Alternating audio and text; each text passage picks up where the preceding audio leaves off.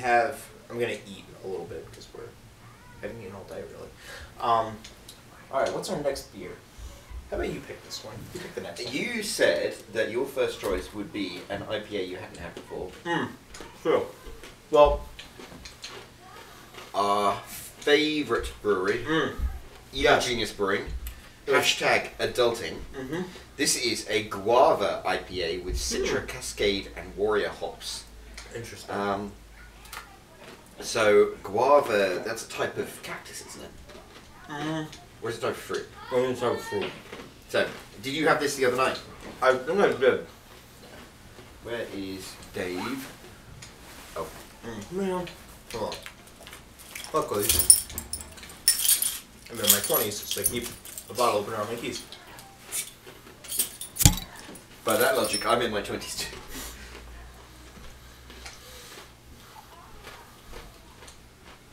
There we go. Thank you. So this is the first IPA we've had in a while, I think. Yeah. I'm excited about this one. Yeah. I mean, this is interesting because... I don't like IPAs, but I really like Evil Genius. So that looks very unfiltered IPA. Wow, very fruity. I was about to say the same thing to you. Very fruity. So you can smell the hops slightly, but not to an overwhelming degree. And a lot of the IPAs we get, it's just like hops in the face. This is very refreshing. A lot more refreshing than the other night when I had it. Like somehow this tastes better than when I had it the other night. This is great, actually. I don't agree. Yeah, it's like almost like a fruit beer. Yeah. Oh. Off camera, I'll tell you about a beer I had the other night. I don't want to take away from Evil Genius. Maybe I'll tell you during another video. Okay, but this remind me. So there we go. We don't like IPAs, but I like this. This is good. This reminds me of the one we had from Vermont, which was the orange cream dream or something. Yeah. It was a cream ale. Right. This has got kind of like the same smoothness. And it's funny, as an IPA, the hops are not like super present. No. They're a little bit there. I think... Is it possible that we're learning as a culture to not over-hop our beer and to just have like a mild amount of hops? I mean, because the thing is, like, they would even have like regular IPAs, not imperial IPAs, and be like super hop. Like, no, that's an imperial, and you need to label it as such because I don't want that. It's funny. We were talking about in our last video about how all these breweries have sprung up everywhere.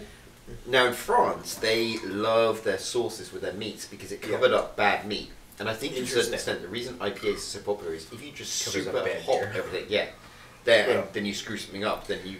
Well, I think also it might be there's like there's a weird culture of drinking in America because we have this like people like craft beers, but then people are also like, oh, you drink beer all the time, and it's like, yeah, you know, like, but I also feel like I drink fairly responsibly. I mean, outside of, I don't really drink when I'm at home. I'll drink here.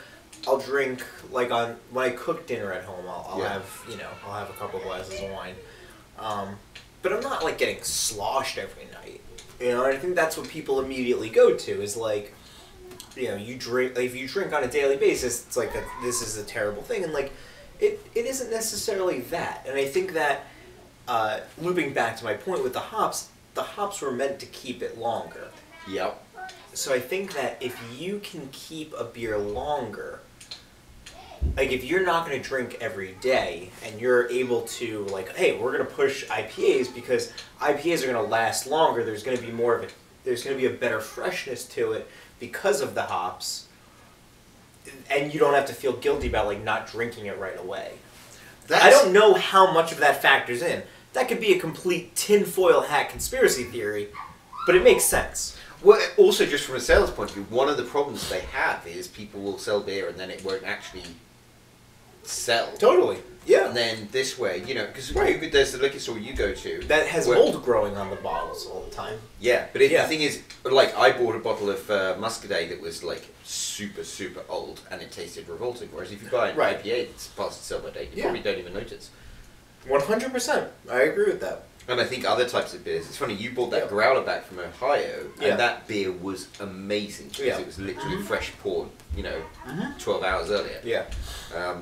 So I think that's a very logical theory, because I think one of the problems for small breweries is actually Right. selling their product within Yeah. their time frame. And I also wonder how much of it is people saying they like IPAs because IPAs have a more familiar freshness to them versus stouts and porters and other beers that don't have the high level of hops to them. Yep.